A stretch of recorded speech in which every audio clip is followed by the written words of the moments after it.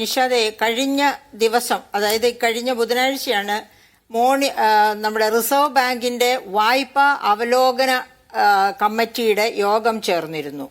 അപ്പോൾ ആ കമ്മിറ്റി വിലയിരുത്തിയത് ഈ ഹോർമുസ് പ്രതിസന്ധി, അതായത് അമേരിക്കൻ യുദ്ധം വലിയ പ്രത്യാഘാതങ്ങളാണ് ഇന്ത്യൻ ഇക്കോണമിയിൽ സൃഷ്ടിക്കാൻ പോകുന്നത്. അപ്പോൾ ഏതൊക്കെ തരത്തിലാണ് ആ പ്രത്യാഘാതങ്ങൾ എന്ന് RBI കണക്ക് കൂട്ടുന്നത്? ഒന്നാമതായിട്ട് നമ്മുടെ GDP ഇപ്പോൾ നമ്മൾ കണക്കാക്കിയിരിക്കുന്നതിനേക്കാൾ 0.5% to 0.6%, അതായത് 0.5% മുതൽ 0.6% വരെ GDP വളർച്ച നമ്മൾ നേരത്തെ അനുമാനിച്ചിരുന്നതിനേക്കാൾ കുറഞ്ഞു പോകാൻ സാധ്യതയുണ്ട്. അതാണ് ഒന്ന്. രണ്ടാമത്തെ വളരെ പ്രധാനപ്പെട്ട ഒന്ന്, നമ്മുടെ അടവശിഷ്ട ബാക്കിയിൽ വലിയ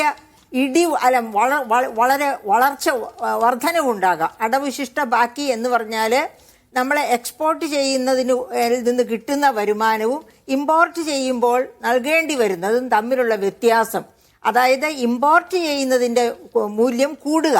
എന്തുകൊണ്ടാണ് അങ്ങനെ അടവശിഷ്ട ബാക്കി, അതായത് അടവശിഷ്ട കമ്മി വർദ്ധിക്കും എന്നാണ്, അതായത് CAD നെഗറ്റീവ് ആകും, അത് വർദ്ധിക്കും എന്നാണ് RBIയുടെ കണ്ടെത്തൽ. എന്തുകൊണ്ടാണ് അത്? സാധാരണ രീതിയിൽ നമ്മുടെ CAD നെഗറ്റീവ് ആണ്, പക്ഷേ ഈ വർഷം അത് വളരെ കൂടുതലായിട്ട് തന്നെ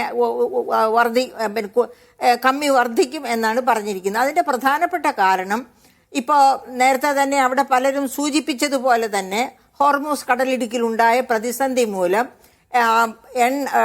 പെട്രോളിയം ഉൽപ്പന്നങ്ങളുടെ വില, ക്രൂഡിന്റെ വില, യുദ്ധം ഇനിയും നീണ്ടുപോയാൽ $150 വരെ ക്രൂഡിന്റെ വില ഉയർന്നേക്കാം. ഇപ്പോൾ തന്നെ നമുക്കറിയാം 110 വരെ പോയി, പിന്നെ അത് 105, 100 താഴെ, ഈ തരത്തിലൊക്കെ പൊങ്ങി താണും ഇരിക്കുകയാണ്.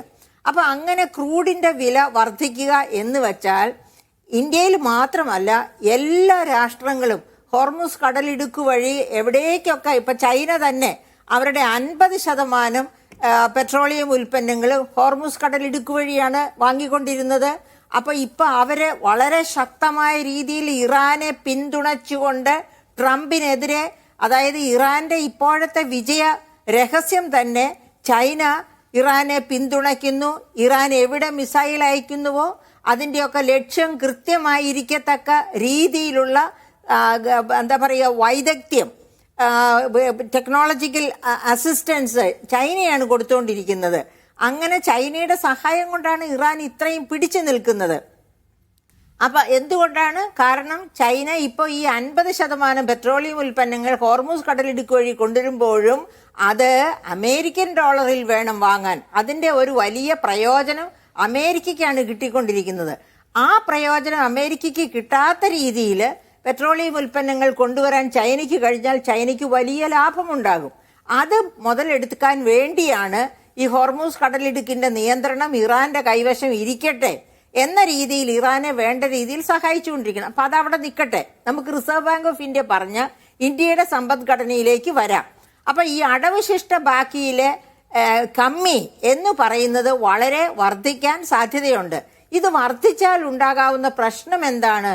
ഇന്ത്യയുടെ കറൻസിക്ക് ബാക്കിംഗ് ആയിട്ട് വെച്ചിരിക്കുന്നത്, അതായത് നമ്മുടെ കമ്പട്ടത്തില് ഏകദേശം 900 ടണ്ണിനനുസരിച്ച് 880 ടൺ സ്വർണം കറൻസിയുടെ ബാക്കിംഗ് ആയിട്ട് വെച്ചിരിക്കുന്നു. അതുകൂടാതെ തന്നെ അമേരിക്കൻ ഡോളർ, പൗണ്ട് സ്റ്റേർലിംഗ് അങ്ങനെയുള്ള പ്രധാനപ്പെട്ട കറൻസികളുടെ ശേഖരവും ഉണ്ട്. നമ്മുടെ കറൻസിയുടെ മൂല്യം മെയിൻറ്റെയിൻ ചെയ്യാൻ വച്ചിരിക്കുന്നതാണ്.